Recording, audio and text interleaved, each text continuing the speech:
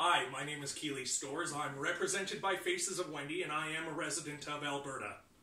I'll be auditioning for the role of L.D. Heinz.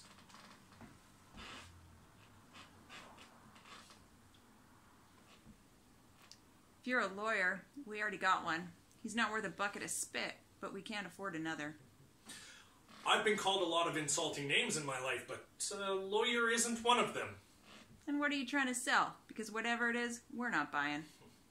Gentlemen, I began my life as a penniless 15-year-old runaway and developed one talent. I took a deck of cards and I practiced with each one, over and over again, tossing them against a slapboard wall.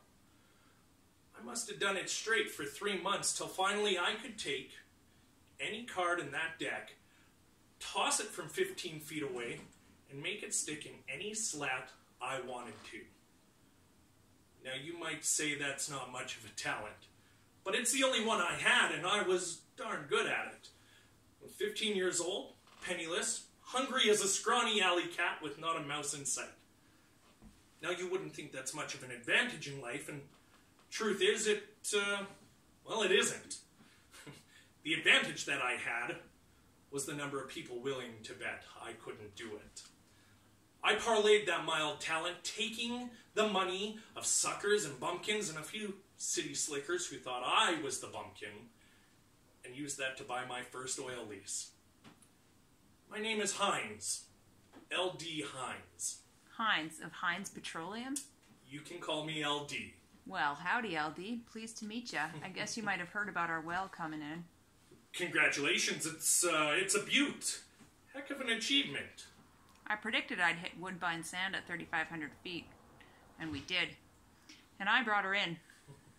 Well, it's an honor and a pleasure to meet the oilman that brought in the Junipero Sioux #1.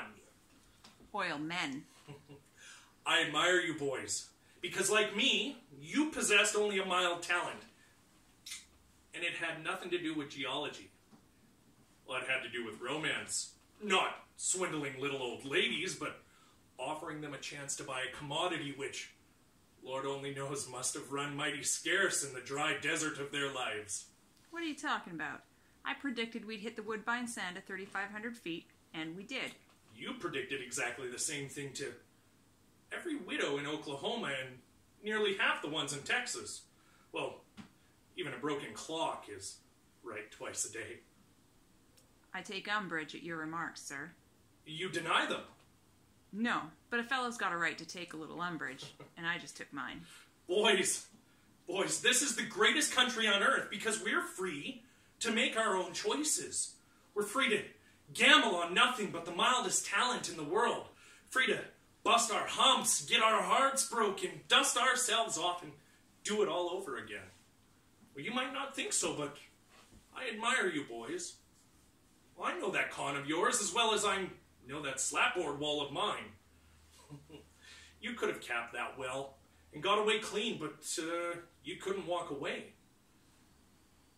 I don't believe it was because of the money. I believe it was about respect, and for what it's worth, you've earned mine. That means a lot coming from a man like you. You boys pulled off something that even I could not do. Either by blind luck, in which I do not believe, or by the grace of God, which I don't pretend to understand. You brought in the greatest sea of black crude the world has ever known. But you boys are sinking fast in it, and well, I've got the only light vest in sight. Well, I sense there's a deal to be made. There is. And you're going to take it too.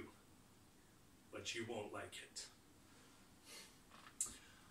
I'm going to go and buy up all the widow's worth of shares. Every certificate you issued, I'll buy them all. From the widows, from the Dials, even from Tanner Irving. Yes, I know about him too. I will risk my capital in the belief that I can convince every one of them to sign their shares. That's the American way.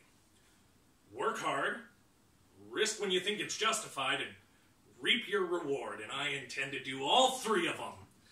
I will issue the widow's new stock in the new company I create. That then in effect let you off the hook. Sounds good so far. And what percentage do we get?